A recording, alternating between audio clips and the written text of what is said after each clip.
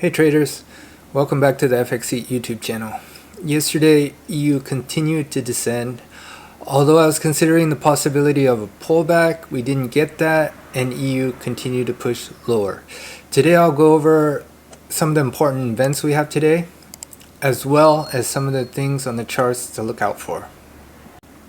So let's start with the fundamentals first.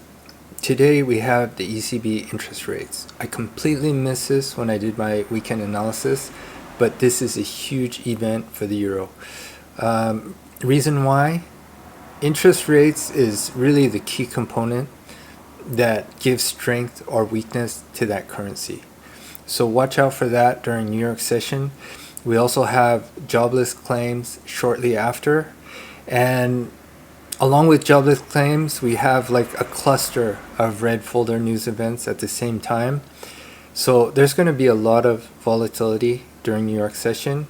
And then even after that, we also have the ECB press conference. So this is just going to be a press conference to talk about the interest rates that were released. So today, heavy volatility. I wouldn't recommend trading unless you have or you see a clear direction one way or another. Next, let's have a quick look at the yields. So as I mentioned yesterday, we were reaching the lower daily fair value gap, and thereafter you can clearly see we had a reaction off of it with strong momentum to the upside. We start to see some continuation for today, and I'm guessing we may continue to the upside. What does that mean? It means that DXY will also probably continue its momentum to the upside as well. Next, onto the currency comparison. So looking at the other majors, you can see most of them topped out in this area and thereafter started to fall. Rather than having a pullback, we had a really small one on most of the currencies.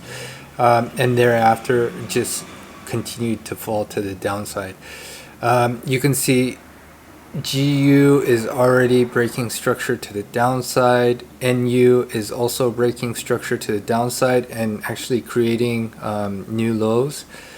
AU as well broke structure to the downside and also created lower lows as well. EU, on the other hand, it's lagging, so it obviously has euro obviously has a little more strength than the other currencies, so it's coming down, but not near to the extent as the others. But I'm guessing, looking at the overall picture, everything's quite bearish right now.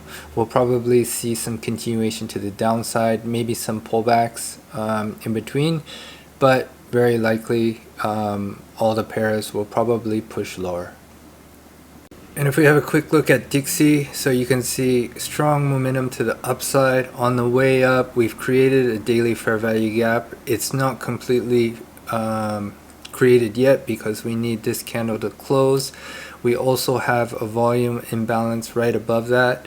So probably not today, but maybe tomorrow or sometime after, it's very likely we come back for those inefficiencies before continuing to push further to the upside. But you can see clearly bullish for the time being. None of the bearish PD arrays are being respected. They're just blowing right through. And our near-term target is this buy-side liquidity that is just above where we're currently at. We have a daily fair value gap just above that. If it clears those, then it'll probably continue to the upside and create higher highs. Now, if we look at EU on the daily time frame, so you can see it continues to push down. We had a retest of this weekly fair value gap yesterday, so it clearly acted as an inversion fair value gap and resistance where price pushed down from, and thereafter we had continuation to the downside. In the process, we've created a daily fair value gap, but as with DXY, this won't be fully created until we get the next candle. And you can see we're approaching trendline liquidity right now. So I don't necessarily focus or even look at trendline liquidity ideas so much, but in this case it's quite interesting to see that we've already cleared the trendline liquidity, and it looks like we're just gonna break through it and continue to the downside. We do have a lot of inefficiencies that are being created on the way down.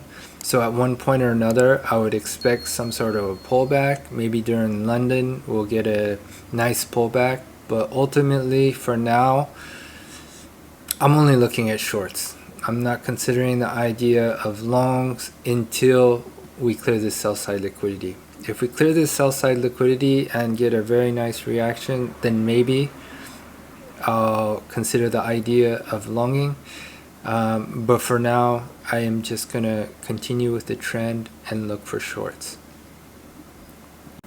Okay, so let's go to the hourly time frame. So what we can see yesterday during Asia session, we saw a lot of strength in EU. So with all this strength, I was seeing this as a very nice longing setup. So I saw the equal lows here. I was thinking if price pushed down, consolidated right above, and then continued to lower demand, I would enter a buy stop to see if price could be pushed up back into this fair value gap, this inverse fair value gap. But that didn't happen. Price continued down, broke structure to the downside, and at that point I was looking for shorts. So we created a hourly fair value gap on the way down. This was the area I entered my first short. I took profits just above the sell side liquidity. I wasn't sure if it was going to sweep it, and after, I mean, it was just like a pip or so away, so I just closed it off. And it's a good thing I did because price came right back up to my entry. I did enter longs somewhere in here as well. For whatever reason, new home sales, the announcement was positive, but somehow EU had a lot of strength. I was watching the way the impulses were pushing up, and when we got that last pullback, I entered a long. Came back to this hourly fair value gap, but I was targeting this inverse fair value gap. Didn't reach that point. I did take small profits, but I think it was like only 25%. But thereafter, it reversed on me, came right back down, and took me out of the trade.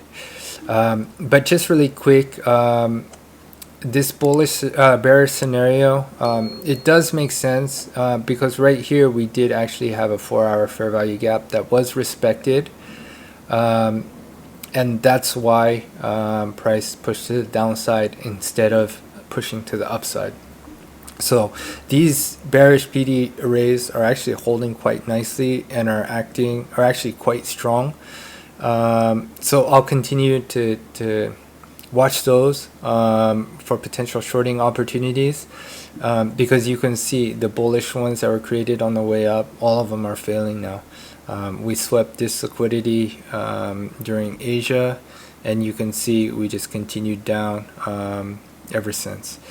So right now I have my eye closely on this candle. It's going to close in 5 minutes. If this closes and price continues further to the downside, then I'll be looking at this fair value gap right here for potential scale-ins. But that's only if this candle closes and creates properly this fair value gap, and also if we push down lower thereafter.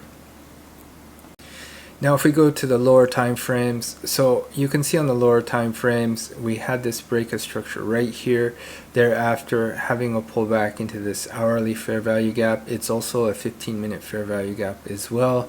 We had a reaction, and on the pullback, that's when I entered shorts. Like I said, I closed it out really close to the sell side liquidity, and then you can see I was fortunate to do that because we started to show some signs of strength.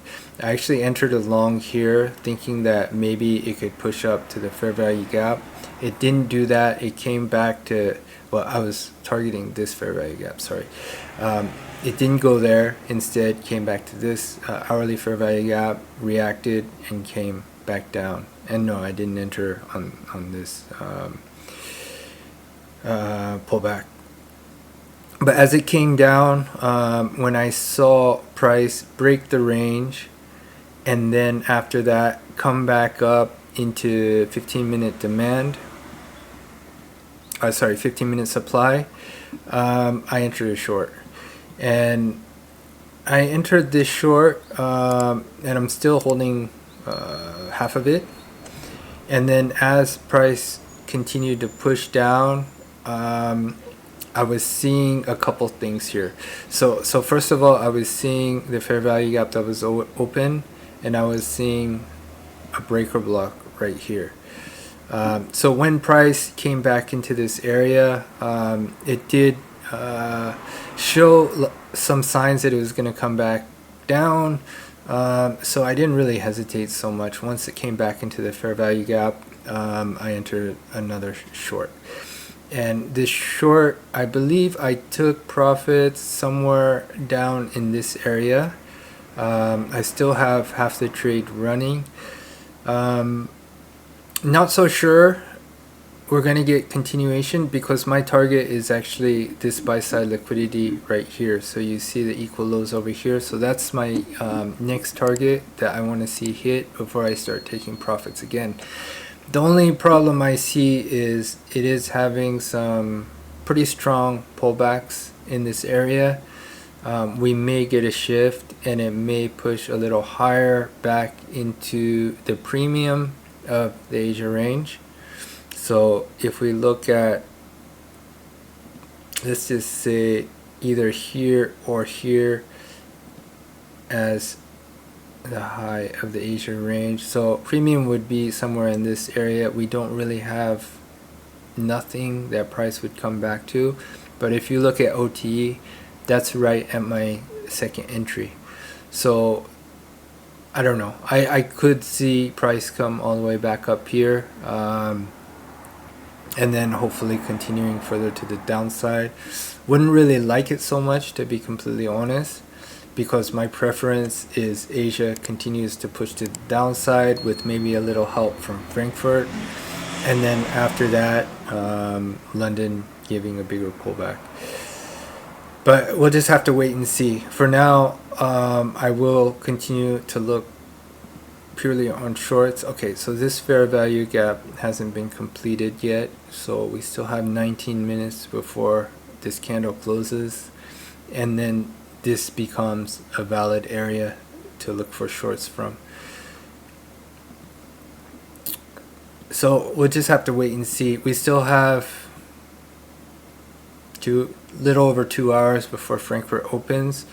So within that time, hopefully we get a little further continuation to the downside, and then maybe a little help from Frankfurt.